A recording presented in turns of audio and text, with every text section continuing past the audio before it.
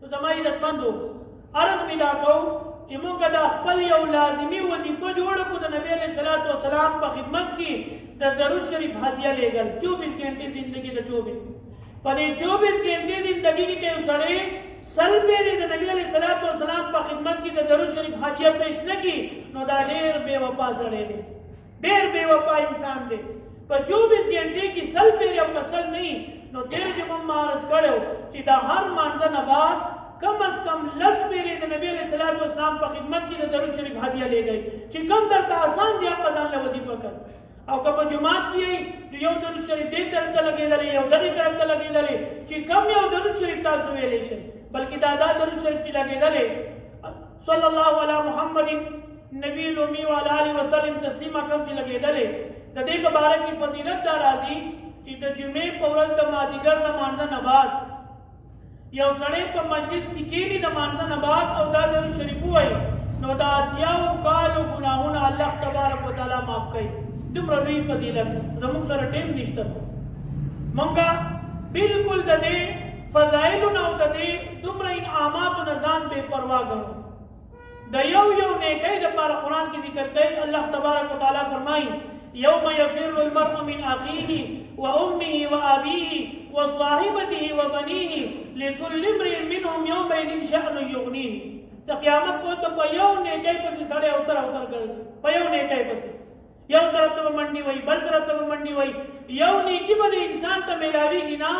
او نن موږ ته په یو درود شریف باندې ډېر انعامات ملاویږي او موږ سره د هغې ټیم نشته بلکې یو ډېر چې موږ دا مرض کړی یو سړی سل پیرې د نبی علیه الصلاۃ والسلام په خدمت کې درود شریف هدیه پیش کړي سل پیرې روزانه نو وایي الله تبارک وتعالی د سل حاجتونه جایز مرادونه پوره کوي سل حاجتونه ډېر شوله په دنیا کې او 70 وله په آخرت کې دا ولې ذخیره کوي ډېر حاجتونه په دنیا کې او 70 حاجتونه د آخرت دپاره الله تبارک وتعالی ذخیره کړي نو د دې انعام نه بل انعام څه پکار دی نو زما عزتمنو درود شریف اهتمام پکار دی یو وړوکی درود شریف موږ ډېره جمعه عرض کړی اللهم صل علی محمد افضل صلواتک اللهم صل علی محمد افضل صلواتک اللهم صل علی محمد افضل صلواتک او د دې فضیلت موږ ته عرض کړی چې یو درود شریف د 10,000 درود شریف برابر ثواب دی لکه موږ درې پیرې ووایې او موږ ته 30,000 ته درود شریف ثواب میلاو شو 30,000 وړوکی درود شریف اللهم صل علی محمد افضل صلواتک بل موږ ویلو جزا الله تعالی عنا محمد صلی الله علیه وسلم ما هو اهله او موږ دا عرض کړی چې او یا پرشتې د زرو ورځو پورې د هغه ثواب لیکي دومره غټ فضیلت دی خو تاسو ته بل یو مزیداره خبره ښیم ښایسته خبره مثلا موږ واورېده د درود شریف فضیلت موږ واورېدو د دې د ثوابونو نه موږ خبردار شو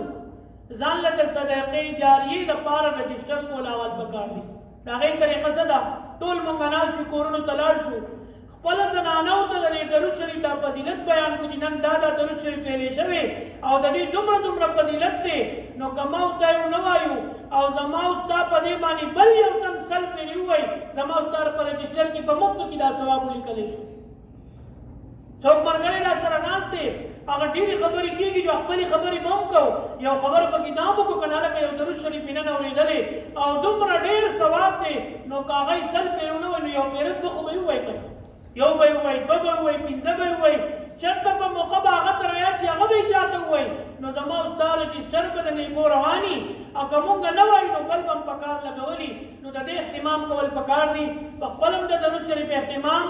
خپل ملګرو له هم د درود شریف تلقین او په خپلو کورونو کې هم د درود شریف تذکره چې الله جل شانه د نبي علیه الصلاۃ والسلام په خدمت کې زموږ په وینا باندې دومره هدیې لیږي نو انشاءالله زموږ د دنیا او د آخرت بیړۍ به پاري د دې اهتمام کول پکار دی یو عرض ما دا کړی چې یو خپل دا عادت جوړ کړئ چې کله ستاسو یو کاغذي ستاسو یو کاپي ده ستاسو یو رجسټر دی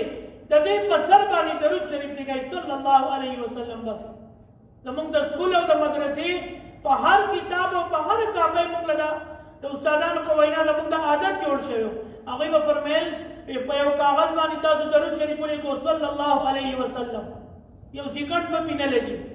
تاسو ولیکو او دا کافی محفوظ پرته ده نو که دا کافی 100 کاله محفوظ پرته وي او په دې دا درود شریف لیکلی شوي نو تا ته 100 کاله د دې هغه ثواب رارسي په مفتو کې 100 کاله نه معمولي مونږ کې اعمال دي او موږ د دې نه خبردار نه یو نو د دې اهتمام کول پکار دي درود شریف خاص کر اللهم صل علی محمد افضل صلواتک دا درود شریف راځي د دې اهتمام کو صلی الله علی محمد دا درود شریف د دې اهتمام کو او کایس نه راځي نو اللهم صل علی محمد خرچ علی ورته دام درود شریف ته کله د ایمان د درود شریف اهتمام کول پکار دي الله دې نبی علیہ الصلوۃ والسلام موږ ته نصیب کړي واخر دا الحمدلله